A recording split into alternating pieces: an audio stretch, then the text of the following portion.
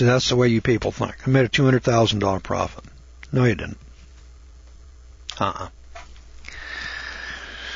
No, sir. You had a $90,000 loss on that business transaction. And you people are out here buying these houses, called the American Dream. Here in America, for all the rest of you people out there in radio land around the world, the American Dream is to go to college, get a degree so we don't have to work, so that we can work at Lockheed, standing around the water cooler, pinching the girls on the ass, making $100 an hour, and buy a house in the suburbs so that we can commute an hour to work and an hour home at night. This is the American Dream. We want to own a house in the suburbs. We don't want to work. We want to live in air-conditioned luxury. All right, now let's understand something here. You believe, you've been taught, you heard Mr. Rogers, you heard your teacher in school say, and you've heard everybody tell you that you want to buy and own your own home. Home ownership. It's the American Dream. It's the way to go. It's the way to make money.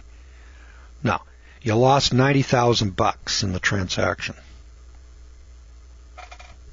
Now, if you sold this house in 1985, number 15, for $250,000, number 16, less the cost of goods sold, which was $186,100. Your gross profit for 30 years is $63,900. Now, I know you're saying, wait a minute, how could I lose $90,000? Not a $63,000 gross profit, even after you took off the $186,000. Listen up now, boys and girls. Now, your total income per year on this business transaction is $2,130 a year. Your capital gain tax is $17,892. So your adjusted net profit is $46,008. Well, you sit there and say, well, see, that's not a loss of $90,000. That's a profit of $46,000. No, it ain't. No. Remember the ice cream cone story I told you? 1945, $1.75 an hour. And I can get 17 and a half ice cream cones with an hour's work. 2008, I'm getting $17.58 an hour, 10 times more money. But I can only buy 7 ice cream cones, $2.35 for 2 scoops. I get half as much ice cream for the same amount of work. And that's why you're going broke. See, you people are practicing those 10 planks over there. You're practicing usury and interest, which is a crime. And this usury and interest over here has what we call the miracle of compounding. And it's eating your lunch. It looks like you got more. I got $17.58 an hour. That's a whole lot more than $1.75. Yeah, that's right, Bob. 10 times more. But it buys half as much. Can you follow that, Bob? And that's because of inflation, Bob. Can you follow that? How come you got inflation, Bob? Because you're paying usury and interest. That's the 10 Commandment model now. Don't pay usury and interest. So before we were getting off on all this usury and interest over here, we didn't have inflation. Now, from 1865 to 1900, I call this the golden age of America. We had 2% deflation, built more railroads, built more infrastructure, built more steel mills, and made more money than in any other 35-year period in our history.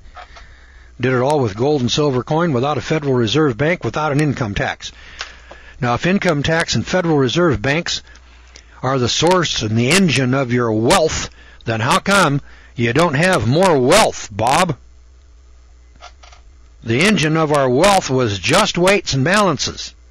Thou shalt not steal. The engine of our wealth was the 10 Commandments, not the 10 planks. All right, now listen to this. Remember that down payment we made, $5,000 down? All right. How many 1955 Chevrolet automobiles could you buy with $5,000 back in 1955? Now rack your brains, all you Mr. Rogers fans. The answer is 2. 2 brand new 1955 Chevrolet automobiles.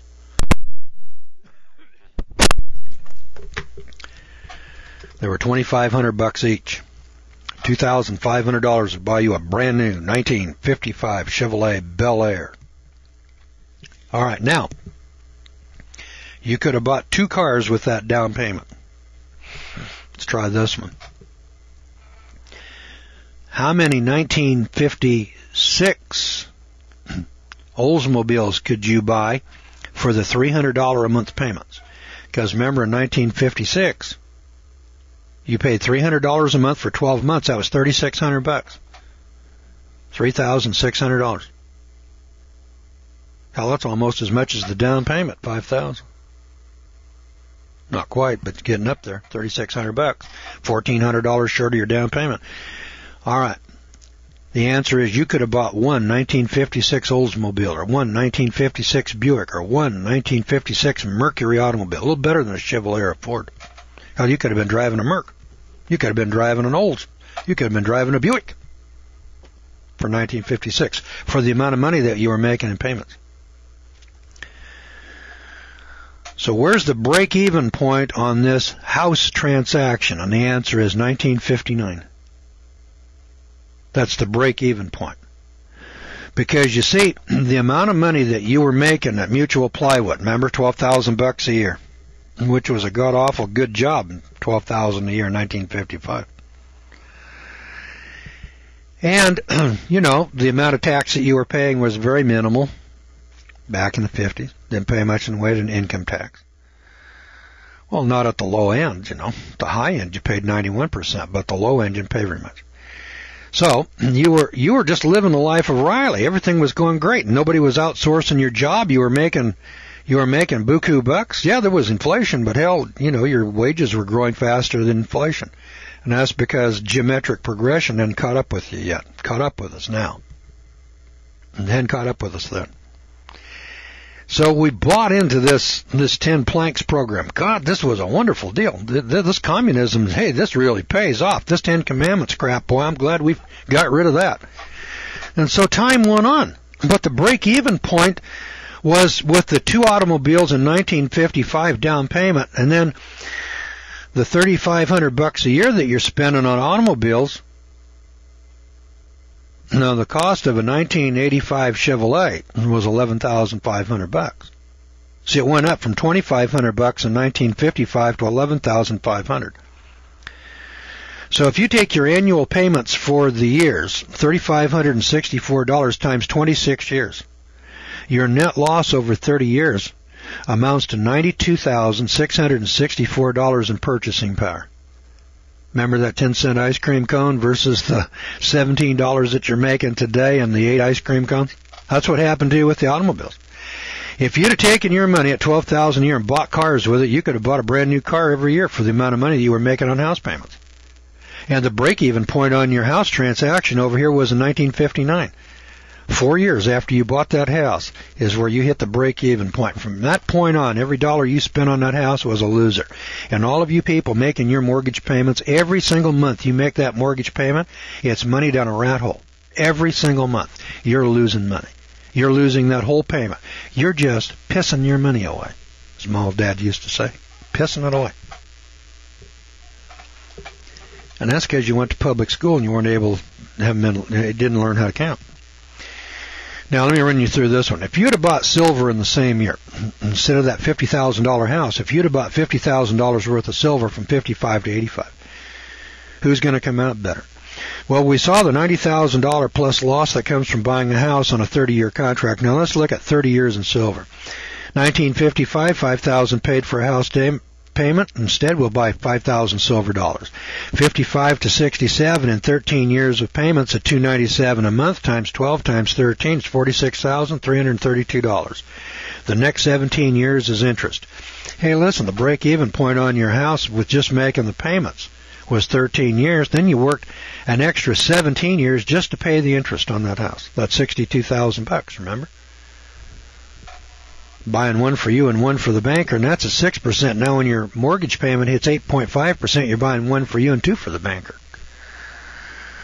Now, my profit was $45,000, which equals 4 cars. My brother's profit was $500,000 less $50,000 equals $450,000 profit, less 28% capital gain, or $126,000. His net was $324,000 divided by $11,000 per year equals 30 cars.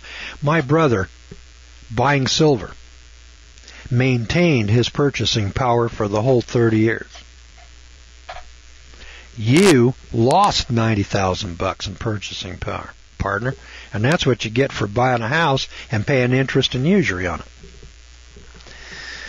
I tell you, boys and girls, Americans, and I suspect you Canadians and Australians are unable to connect the dots because you've been handicapped at public school. And the public school system has carried out its role perfectly. They have dumbed you down till you can't count. Like the Navajo truck driver I told you about last time came into class and he said, how long do I have to make these payments before the debt's paid? Hell, the debt's growing at the rate of $30,000 a year. Remember, it went from $330 to $345, that was $15,000. Then it went from $345 to $360, and that grew another $15,000. So at the end of 2 years, he's $30,000 in debt. So every 2 years, he's adding $30,000 to his debt. He's not reducing his debt at all. His debt's going up. That's where you're at with these houses. That's where you're at with usury and interest. That's where the entire American, Canadian, Australian, and all you Western Europeans, you're in the same boat. I mean, you're not as desperate as we Americans are, but you're following right behind us.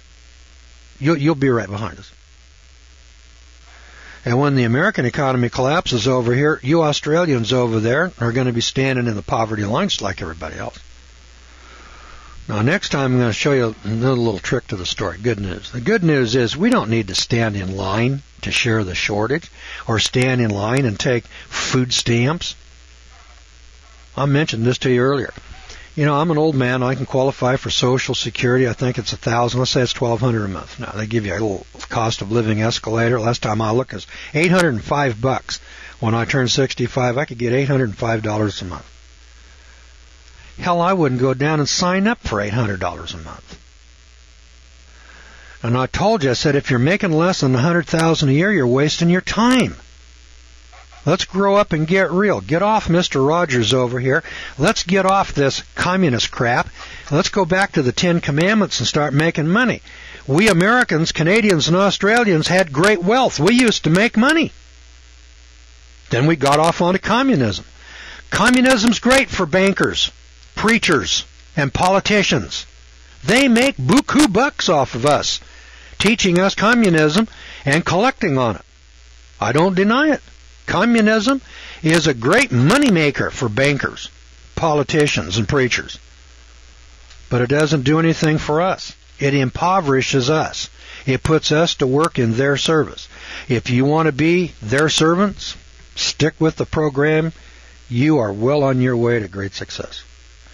Now, if you're getting tired of this crap and you're sitting there saying, hey, I want to make a change, then let's make a real meaningful change.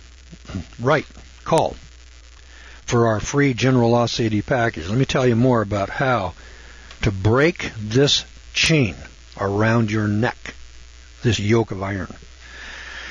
Hey, I'm out of time again, kids. We got to leave it right there and remind you that you've been listening to the Law Hour, an editorial review sponsored by the Gordon Law School of Isabella, Missouri. Now, the Law Hour is heard 7 days a week here in the United States and in more than 112 countries daily over the Internet and radio worldwide. Now, for more information about the Law School and the Law Hour, then please go to our website. That's georgegordon.org, georgegordon.org.